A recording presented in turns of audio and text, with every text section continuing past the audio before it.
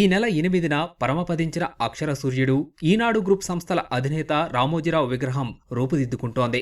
ఆంధ్రప్రదేశ్ ఆస్థాన శిల్పి రాజ్కుమార్ వడయార్ కోనసీమ జిల్లా కొత్తపేటలో విగ్రహానికి తుది మెరుగులు దిద్దుతున్నారు.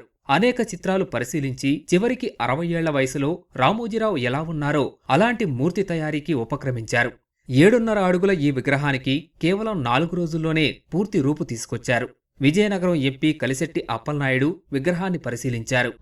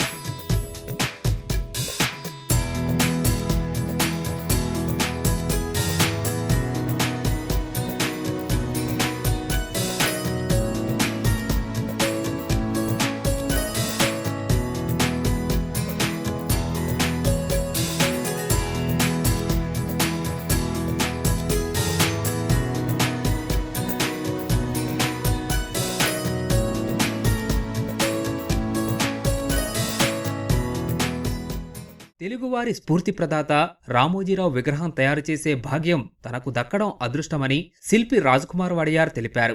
రామోజీరావు గారు బహుముఖ ప్రజ్ఞాశాలి, ఎంతో మందికి మార్గదర్శనం చేసినటువంటి మహోన్నతమైనటువంటి మూర్తిభవించినటువంటి ఆయన మూర్తిని తయారు చేయటం అనేటువంటిది నా అదృష్టంగా భావిస్తున్నాను. రామోజీ ఫిల్మ్ సిటీలో ఆయా విభాగం నుంచి శిల్పకారులు కావచ్చు, పెయింటర్స్ కావచ్చు, ఆర్టిస్టులు కావచ్చు, చాలా మంది ఎంతో మంది ఇక్కడి నుంచి శిక్షణ పొంది బయటకు వెళ్ళినటువంటి వాళ్ళు బ్రాంజ్ లో చేయటం జరుగుతుంది. ఇది నమూనా విగ్రహం, వ్యాక్స్ విగ్రహం. ఇది బ్రాంజ్లో నవంబర్ 16కి దగ్గరగా సుమారు ఒక 25 విగ్రహాలు కూడా పెట్టాలనేటువంటిది ప్రపోజల్ ఉంది. నవంబర్ 16 ఆయన పుట్టినరోజు, 89వ పుట్టినరోజుకి ఆయన విగ్రహాలు మొత్తం మంచి మంచి ప్లేసెస్లో ఇతర రాష్ట్రాల్లో కూడా విగ్రహాలు పెట్టాలనేటువంటి సంకల్పం అయితే ఉంది.